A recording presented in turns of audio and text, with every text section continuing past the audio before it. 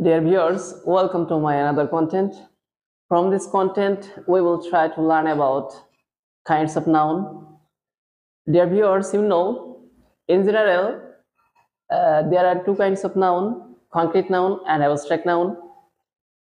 Concrete noun যেসব নাউনের concrete noun হচ্ছে যেসব নাউনের বাহ্যিক আকার অবস্থান আছে এবং যা ইন্দ্রিয়ের দ্বারা উপলব্ধি করা যায় তাকে কংক্রিট নাউন বলে।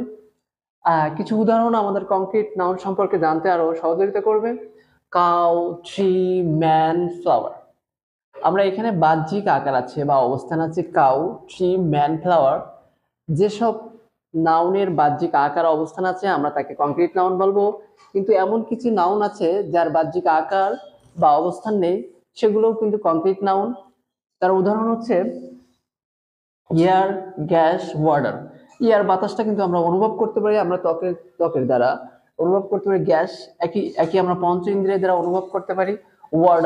ওয়াটারটা হচ্ছে দুর্গন্ধ, যেটা আমরা নাক দিয়ে অনুভব করতে পারি। কারণ ইন্দ্রিয়টা কি, আমরা জানি আমাদের পঞ্চ ইন্দ্রিয় আছে, চক্ষু, কর্ণ, নাসিকা, জিহ্বা এবং আমাদের ত্বক। এই পঞ্চ ইন্দ্রিয়ের দ্বারা আমরা যেটা উপলব্ধি করি সেটাও কিন্তু কংক্রিট নাউনের উদাহরণ। এখন আমরা আসি অ্যাবস্ট্রাক্ট নাউন। অ্যাবস্ট্রাক্ট নাউন কাকে বলে? অ্যাবস্ট্রাক্ট নাউন মূলত গুণ বা দোষ, গুণবাচক বিশেষ্য বা দোষবাচক বিশেষ্য বলতে পারি। যে নাউন কোনো ব্যক্তি বা বস্তুর দোষ, গুণ, অবস্থা বা কার্যের নাম বোঝায় তাকে আমরা কিন্তু অ্যাবস্ট্রাক্ট নাউন বলি।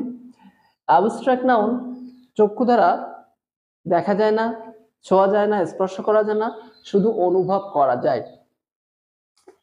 এখানে honesty, kindness, forgiveness, truth, happiness, love, freedom, boyhood, childhood, truth, etcetera আরো অনেক আছে এরকম উদাহরণ।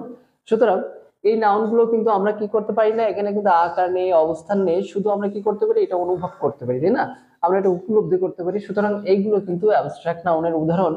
এছাড়াও আমরা জানি কংক্রিট নাউন আবার চারটে ভাগে বিভক্ত: proper noun, common noun, collective noun এবং ম্যাটেরিয়াল নাউন। আমি পরপর কংক্রিট নাউন চারটে প্রকার ভিডিওর মাধ্যমে তোমাদের সামনে তুলে ধরার চেষ্টা করব। আশা করি আমার এই পেজটা তোমরা ফলো দিয়ে পাশে থাকবে। ধন্যবাদ।